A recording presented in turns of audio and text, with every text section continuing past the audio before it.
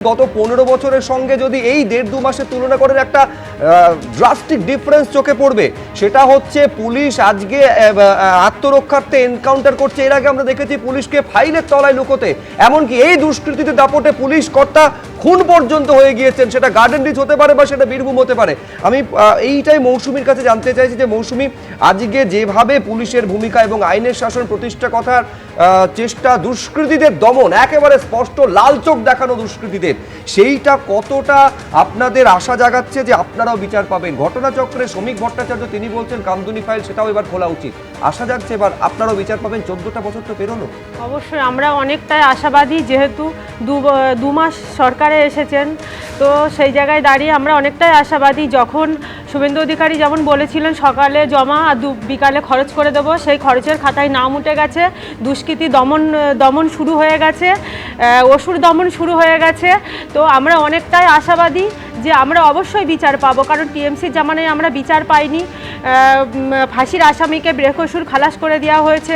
আমরা যখন দিনের পর দিন আন্দোলন করেছি, রাস্তায় নেমেছি, আমাদের মাননীয় শ্রী শুভেন্দু অধিকারী মহাশয়কে যখনই আমরা ডেকেছি উনি গেছেন, আমাদের পাশে দাঁড়িয়েছেন, এবং শ্রমিক ভট্টাচার্য মহাশয়ও গেছেন, আমাদের পাশে দাঁড়িয়েছেন, এবং তখন ওনারা বিরোধী দলনেতা ছিলেন বা বিরোধী দলে ছিলেন।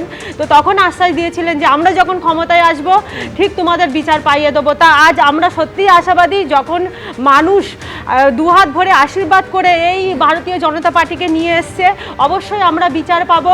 কারণ শুভেন্দু অধিকারী মহাশয় বলেছেনই কামদুনি ফাইল খোলা হবে, এবং আশা রাখছি কামদুনি ফাইল দ্রুত খুলুক। এবং আমি বলছি একের পর এক পরিবার, যারা মৌসুমী কয়াল, টুম্পা কয়ালের মতন এরকম একাধিক পরিবার রয়েছেন যারা বিচার পাননি, এইবার তারা কিন্তু বিচারের আশা তাদের মনে অনেক বেশি চওড়া হচ্ছে। আর একটা পরিবার দেখাবো আপনাদের, কুলতলির পরিবার।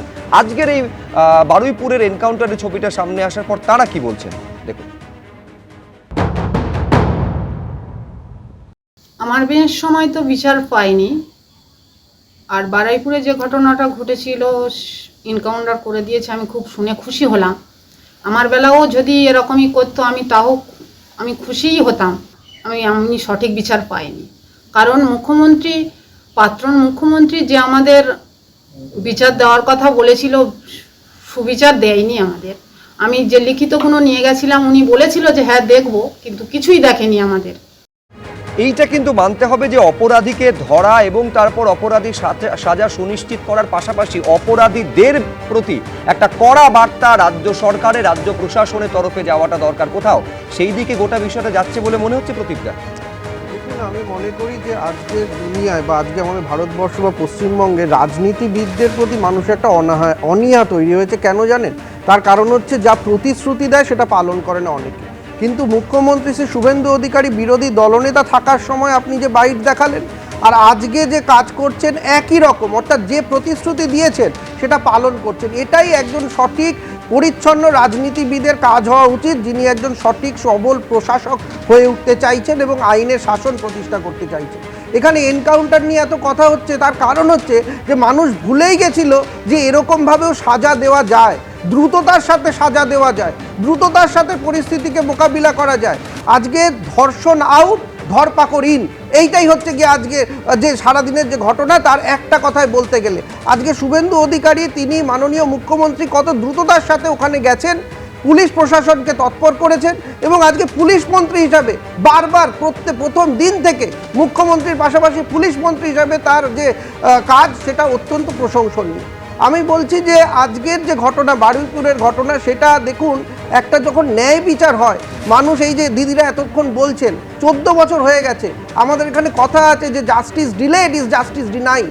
আপনি যদি দ্রুততার সঙ্গে যতটা সাজা দিলে মানুষের মনে যে আশ্বাস থাকে, যদি দ্রুততার সাথে ধরপাকড় হয়, রাষ্ট্র বা রাজ্য সরকার যদি তাদের পিছনে না থাকে, তাদেরকে শাস্তির দিকে নিয়ে যায়, তাহলে মানুষের মনে যে আস্থা তৈরি হবে সেটা অনেক বেশি।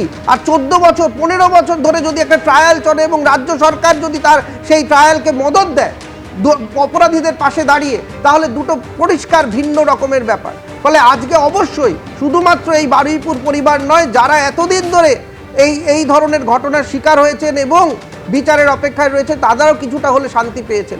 তারা বুঝতে পারছেন, আশ্বাস পাচ্ছেন যে হ্যাঁ, তাদের যে কেসগুলো আছে সেগুলো দ্রুততার সাথে সমাধান হবে। পুলিশ মন্ত্রী মুখ্যমন্ত্রী শ্রী শুভেন্দু অধিকারী যে রাস্তায় পশ্চিমবঙ্গকে নিয়ে যাচ্ছেন, সেখানে কিন্তু একটা অনেক ধরনের মানুষের মনে, অপরাধীদের মনে একটা ভয় তৈরি হবে যে হ্যাঁ এই ধরনের কাজ করলে, এবং এনকাউন্টার কিন্তু যেটা সলিলদা বলছিলেন যে হঠাৎ করে কাউকে এনকাউন্টার করা হয়নি, এখানে পুলিশ কাস্টডিতে নিয়ে আসা হয়েছে। তাদের পুনর্নির্মাণের সময় যদি কেউ বন্দুক চিনিয়ে চলে যায়, এটা পুলিশের দায়িত্ব। চলে যায় শুধু নয়, তারপর পুলিশকে উদ্দেশ্য করে ফায়ার করে, গুলি করছে, তাহলে তখন পুলিশ যে অ্যাকশন করেছে, অবশ্যই এটা আইনের মধ্যে আছে যে পুলিশ সেলফ ডিফেন্স এটা করতে পারে। এখানে আরেকটা জিনিস যে অবশ্যই পুলিশকেও এবারে কিন্তু আরেকটু বেশি তৎপর হতে হবে, যাতে এই ধরনের ঘটনার যখন প্রথম যখন তার কাছে চলে আসবে এই ঘটনার কোনো কথা, তাহলে কিন্তু যেন রিয়াকশন টাইম একদম না কম হয়। মানে পুলিশ যে একটুখানি অনীহা করবে, প্রথমে যাবে না, এই জায়গাটা একেবারে আমি বলছি এই যে দ্বিধাদ্বন্দ্ব, সেই দ্বিধাদ্বন্দ্বটা কিন্তু পুলিশের মধ্যে এখানে কোথাও নেই, এইটা কিন্তু স্পষ্ট হয়ে যাচ্ছে। এবিপি আনন্দ, এগিয়ে থাকে, এগিয়ে রাখে।